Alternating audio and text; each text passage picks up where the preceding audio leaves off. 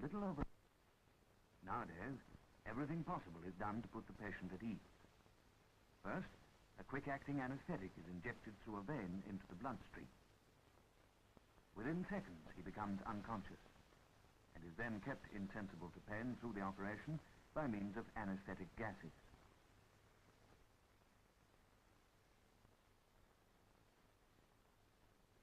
In the old days, conditions were vastly different.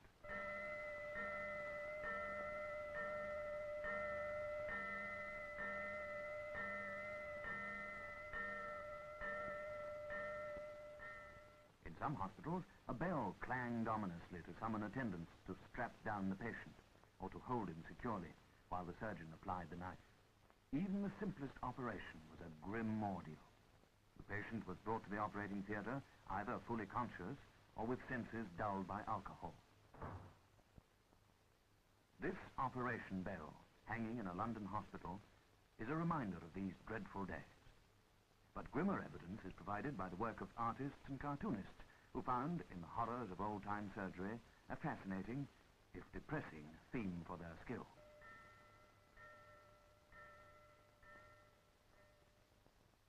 James Young Simpson, a Scottish doctor, was one of the great benefactors of mankind whose researches ended the nightmare of the old-time operation. His contribution was the discovery of the anaesthetic effects of chloroform. The seventh son of a baker, Simpson was born at Bathgate, a village near Edinburgh. The house on the left was his home. He was a brilliant boy, and at the age of 14 was sent to Edinburgh University. Despite his youth and village background, he was a lad of parts, as they said in those days, determined to succeed. Soon he was hard at work, often studying long into the night.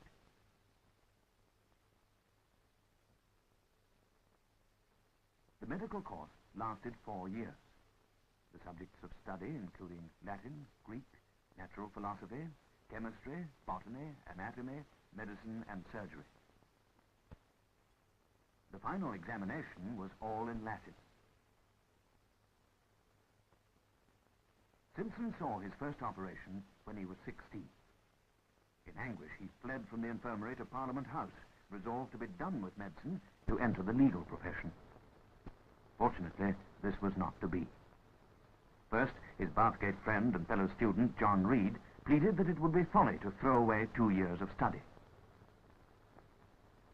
Later, back at the university, an old clerk reminded him of mankind's age-long search for some means of relieving pain, of the many drugs which had been tried, and of experiments with freezing, pressure, and mesmerism, all without complete success. Conditions in the operating theatre were, therefore, still a challenge to the student, not a reason for retreat. In this way, Simpson was persuaded to continue his studies. Charles Darwin also had been distressed by his first sight of an operation, but he never returned to his medical course. When 18, Simpson qualified as a member of the Royal College of Surgeons of Edinburgh, and 2 years later as a doctor of medicine. When he was only 28, this odd letter marked his appointment as Professor of Obstetrics at Edinburgh University. And as his practice grew, the search for a drug that would render the patient unconscious while not interfering with the natural functions became with him almost an obsession. Others, too, were experimenting to the same purpose. Crawford Williamson Long, physician and surgeon of Georgia, the dentist Horace Wells of Hartford, Connecticut, Charles Thomas Jackson of Massachusetts, and William Thomas Green Morton, dentist of Boston. It was Morton's use of ether in a major operation for the removal of a tumor that fired the imagination of medical men everywhere.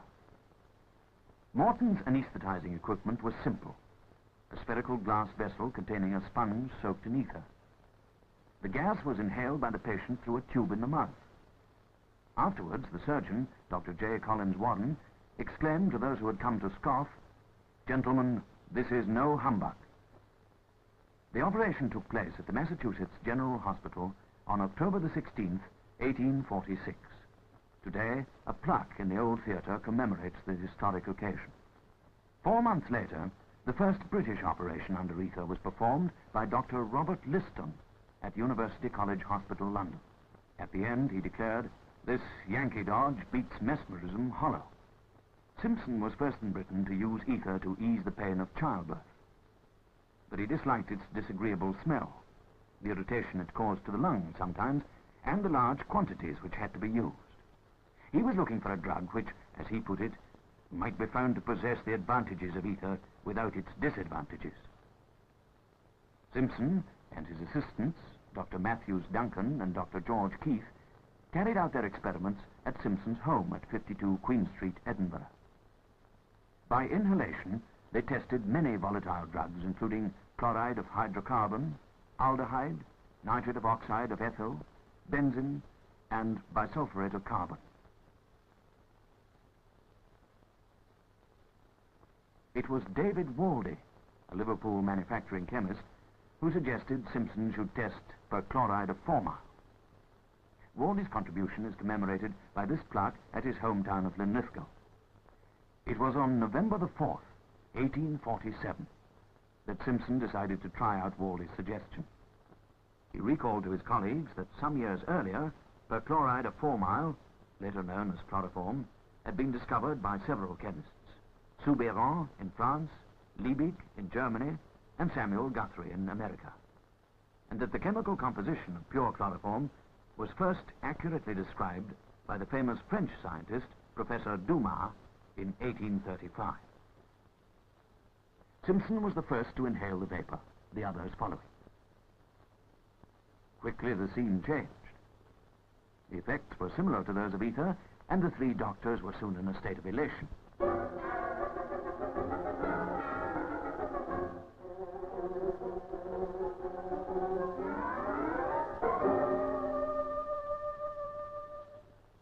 While the experiment was going on, Mistress Simpson, her sister, Miss Grindley, and niece, Miss Petrie, were in another room chatting.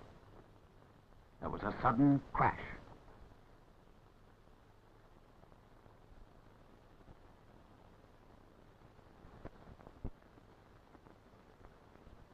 Mrs. Simpson found the men unconscious, but her husband's speedy recovery put her fears at rest. As she helped to raise him, he lifted his glass and said, "This is far better and stronger than ether." Dr. Duncan was snoring loudly. Dr. Keith lay on the floor, kicking out violently.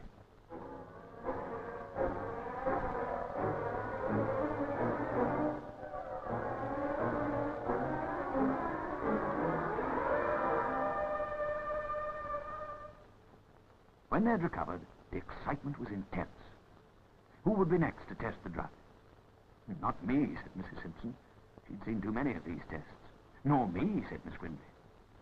But Miss Petrie was not only ready, but anxious to try the drug that had overcome her uncle and his friends.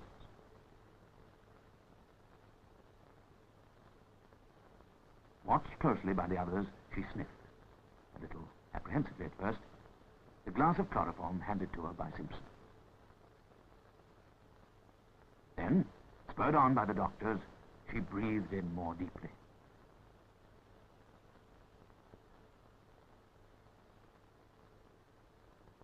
As she slipped into unconsciousness, she sighed, "I'm an angel."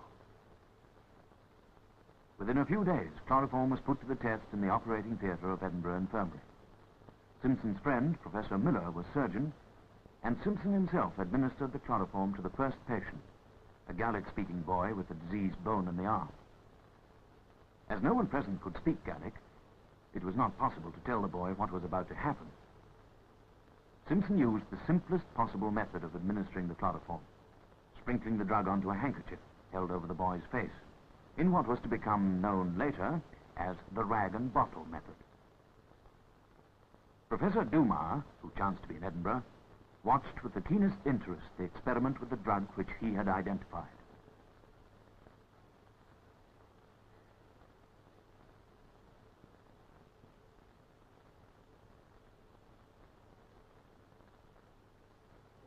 At first the boy struggled, but after a few inspirations, Dumas was thrilled to see how easily and quickly the boy passed into a deep, snoring sleep.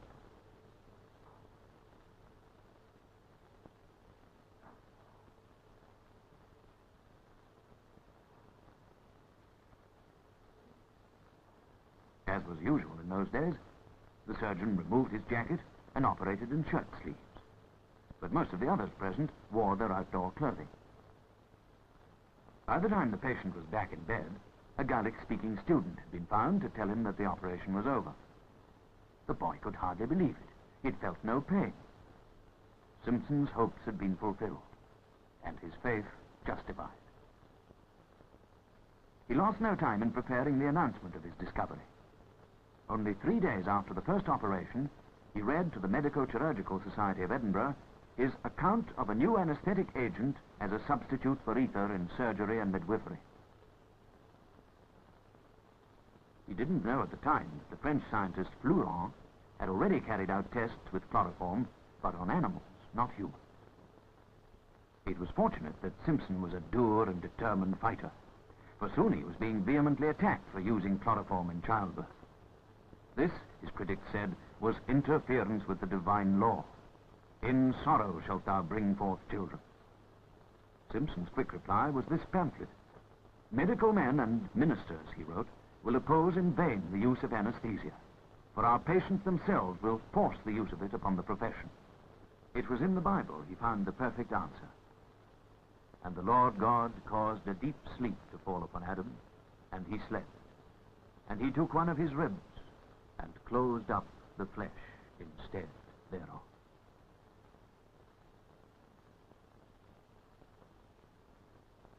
John Snow, an English doctor who had begun to specialize in administering ether at London hospitals, was soon using chloroform both for operations and in childbirth. The seal of royal approval was set on Simpson's work when he received a letter announcing that Snow had given the drug to Queen Victoria during the birth of Prince Leopold. Her Majesty, the letter said, had never recovered better from any confinement. Tribute of another kind came during the Franco-Prussian War, when an Edinburgh firm of manufacturing chemists received orders to supply chloroform to both sides to ease the agony of the wounded. As the use of ether, chloroform, and nitrous oxide was extended, new techniques of administration were developed. Most of the early inhalers were designed to enable the vapor to be administered directly through the mouth.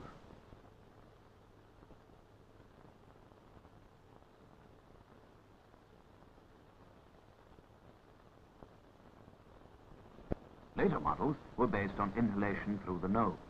This is Snow's ether inhaler, and the chloroform inhaler, which he devised after many experiments. In 1853, Alexander Wood produced the first glass syringe and hollow needle to inject morphia under the skin. Pain in surgery was finally conquered. Meantime, at Glasgow University, Professor Lister had demonstrated and emphasized the profound importance of antiseptics in the practice of surgery. As a result of Lister's great work on antiseptics, the very high death rate associated with operations was reduced dramatically. With anesthetics today, there's a wide range to choose from according to the patient's condition and the surgeon's requirements. In minor cases, as in dentistry, a local anesthetic may be sufficient. In operations of greater extent or severity, a general anesthetic is given either by injection or by inhalation or by a combination of both methods. Whatever the circumstances, the anaesthetist's task is to ensure that the patient, while insensible, receives an adequate supply of oxygen while the anesthetic is working.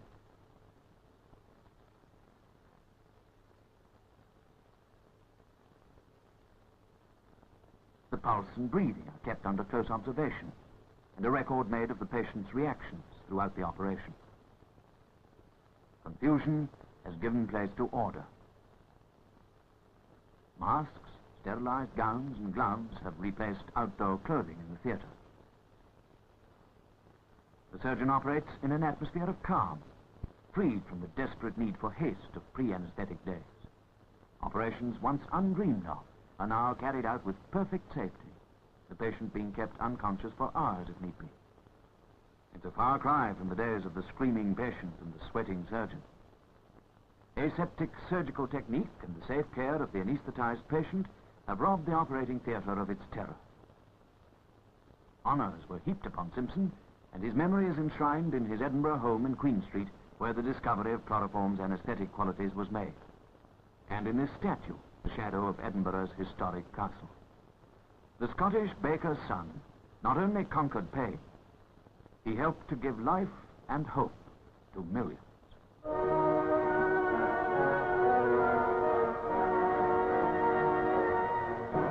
He was sent to Edinburgh University. Despite his youth and village background, he was a lad of parts, as they said in those days, determined to succeed. Soon he was hard at work, often studying long into the night.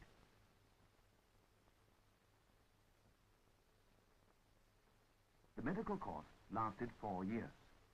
The subjects of study including Latin, Greek, natural...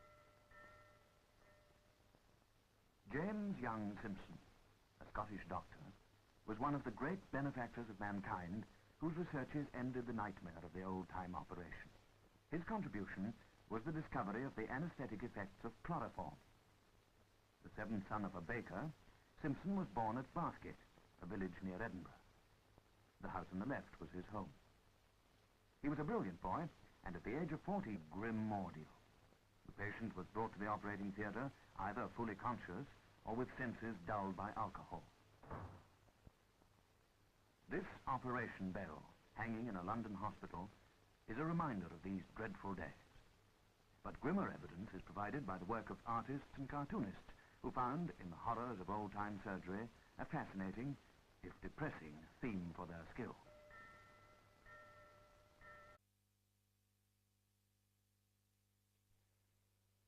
Little over... Nowadays, everything possible is done to put the patient at ease. First, a quick-acting anaesthetic is injected through a vein into the bloodstream. Within seconds, he becomes unconscious and is then kept insensible to pain through the operation by means of anaesthetic gases.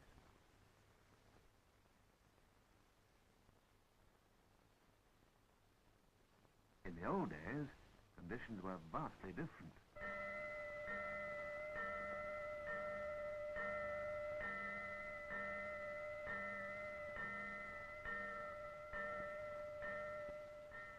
In some hospitals, a bell clanged ominously to summon attendants to strap down the patient or to hold him securely while the surgeon applied the knife. Even the simplest operation was